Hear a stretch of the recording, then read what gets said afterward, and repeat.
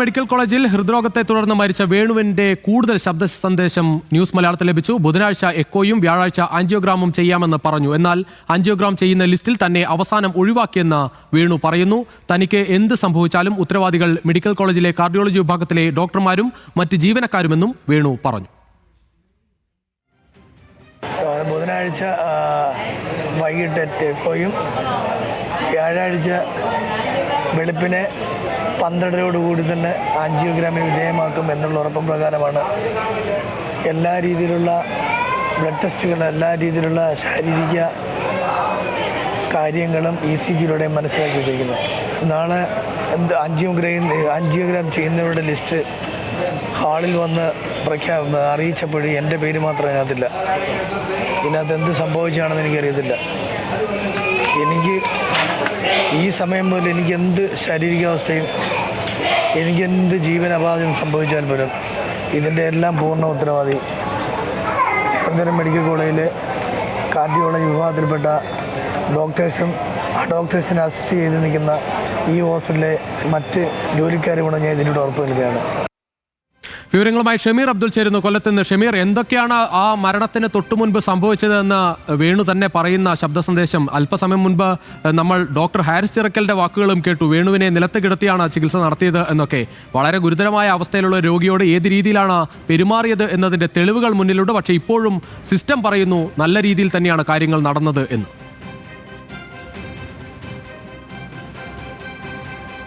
രുചീഷ്, ഈ സിസ്റ്റം ഇനി എങ്ങനെ ഈ വോയിസിനെ അല്ലെങ്കിൽ ഇപ്പോൾ പുറത്തു വന്ന ഓഡിയോയെ തിരസ്കരിച്ചുകൊണ്ട് സംസാരിക്കുമെന്ന് നമുക്ക് കണ്ടറിയേണ്ടതുണ്ട്.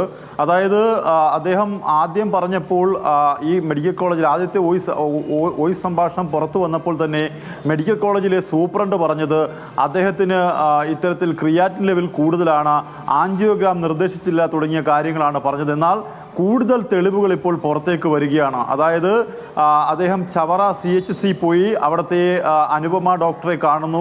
അനുപമ ഡോക്ടർ അദ്ദേഹത്തിന് കാർഡിയാക് അറസ്റ്റ് വന്നു എന്ന് പറയുന്നു. അതിനുശേഷം അയാൾ ജില്ലാ ആശുപത്രിയിലെത്തുന്നു. ജില്ലാ ആശുപത്രിയിൽ നിന്നും അയാൾ തിരുവനന്തപുരം മെഡിക്കൽ കോളേജിലേക്ക് എത്തുന്നു. പക്ഷേ തിരുവനന്തപുരം മെഡിക്കൽ കോളേജിലെ കാർഡിയോളജി വിഭാഗത്തിലെ ഡോക്ടർമാർ അത്തരത്തിലൊരു ഈ കാർഡിയാക് അറസ്റ്റ് വന്ന ഒരു രോഗിക്ക് യാതൊരുവിധ ട്രീറ്റ്മെൻറ്റും നൽകുന്നില്ല എന്നുള്ള ഏറ്റവും പുതിയ ഓഡിയോ സംഭാഷണമാണ് ഇപ്പോൾ പുറത്തു വരുന്നത്. അദ്ദേഹം ആ ഓഡിയോ സംഭാഷണത്തിൽ നേരത്തെ തന്നെ അദ്ദേഹത്തിൻ്റെ ഭാര്യ ഈ മെഡിക്കൽ കോളേജ് സൂപ്രണ്ടിൻ്റെ വാദം തള്ളിക്കൊണ്ട് കഴിഞ്ഞ ദിവസം രംഗത്ത് വരികയും ചെയ്തു. അദ്ദേഹത്തിന് ആൻജിയോഗ്രാം നിർദ്ദേശിച്ചിരുന്നത് ബുധനാഴ്ചയായിരുന്നെന്നും പക്ഷേ ബുധനാഴ്ചയോ അല്ലെങ്കിൽ വ്യാഴാഴ്ചയോ ആൻജിയോഗ്രാം നിർദ്ദേശിച്ചിരുന്നുവെന്നും പറയുന്നു. പക്ഷേ ആ ദിവസം അദ്ദേഹത്തിന്, അതായത് മരണപ്പെട്ട ദിവസം വൈകിട്ട് അദ്ദേഹത്തിന് അത് ലഭിച്ചിട്ടുമില്ല എന്ന് സ്ഥിരീകരിക്കുന്ന ഏറ്റവും പുതിയ ഓഡിയോ സംഭാഷണം അദ്ദേഹത്തിൻ്റെ ഏറ്റവും അടുത്ത ബന്ധുവിന് അയച്ച ഓഡിയോ സംഭാഷണമാണ് ഇപ്പോൾ പുറത്തു വന്നിരിക്കുന്നത്. അതിൽ തന്നെ പറയുന്നത് ബുധനാഴ്ച എക്കോ എടുക്കണമെന്നും വ്യാഴാഴ്ച ആൻജിയോഗ്രാം ചെയ്യണമെന്നും പറയുന്നു. ബുധനാഴ്ച വൈകിട്ടോടു കൂടിയാണ് നമ്മൾ മനസ്സിലാക്കേണ്ടത് ഈ രോഗി മരണപ്പെടുകയും ചെയ്യുന്നത്. എല്ലാ തരത്തിലുള്ള ബ്ലഡ് ടെസ്റ്റും ആ രോഗിക്ക് എനിക്ക് ചെയ്തു. എന്നാൽ ആൻജിയോഗ്രാം ചെയ്യുന്ന ലിസ്റ്റിൽ നിന്നും അവസാന നിമിഷം തന്നെ ഒഴിവാക്കി. അതായത് അത്രത്തോളം സീരിയസ് ആയി കിടക്കുന്ന ഒരു രോഗി തൻ്റെ അവസ്ഥ വിവരിക്കുകയാണ്. തന്നെ ആ ലിസ്റ്റ് വിളിച്ചപ്പോൾ തൻ്റെ പേര് ഒഴിവാക്കിയിരിക്കുന്നു എന്നാണ് അദ്ദേഹം പറഞ്ഞത്.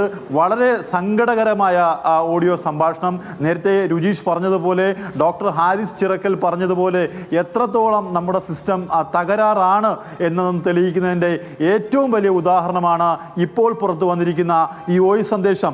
പിന്നീട് അദ്ദേഹം ആ വോയിസ് സംഭാഷണത്തിൻ്റെ അവസാനം പറയുന്നത് തനിക്ക് എന്ത് സംഭവിച്ചാലും ഇതിൻ്റെ പൂർണ്ണ ഉത്തരവാദിത്വം തിരുവനന്തപുരം വാക്കുകളിലുണ്ട്. കാരണം ആ മനുഷ്യൻ അറിയാമായിരുന്നു അദ്ദേഹം മരിക്കാൻ പോവുകയാണ് എന്ന് അറിയാമായിരുന്നു. വളരെ വേദനയോടെയാണ് അവസാന നിമിഷങ്ങളിൽ അദ്ദേഹം അത് പറഞ്ഞത്. ആ വാക്കുകൾ ഒരിക്കൽ കൂടി കേൾക്കാം. ഷമീർ, തുടരുക.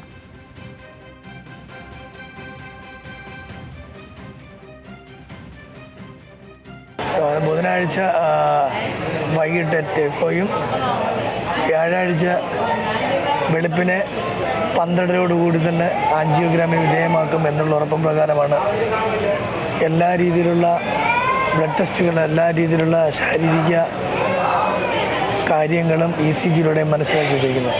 നാളെ ആൻജിയോഗ്രാം ചെയ്യുന്നവരുടെ ലിസ്റ്റ് ഹാളിൽ വന്ന് അറിയിച്ചപ്പോഴും എൻ്റെ പേര് മാത്രം അതിനകത്തില്ല. ഇതിനകത്ത് എന്ത് സംഭവിച്ചാണെന്ന് എനിക്കറിയത്തില്ല. എനിക്ക് ഈ സമയം മുതൽ എനിക്കെന്ത് ശാരീരികാവസ്ഥയും എനിക്കെന്ത് ജീവനപാതയും സംഭവിച്ചാൽ പോലും ഇതിൻ്റെ എല്ലാം പൂർണ്ണ ഉത്തരവാദി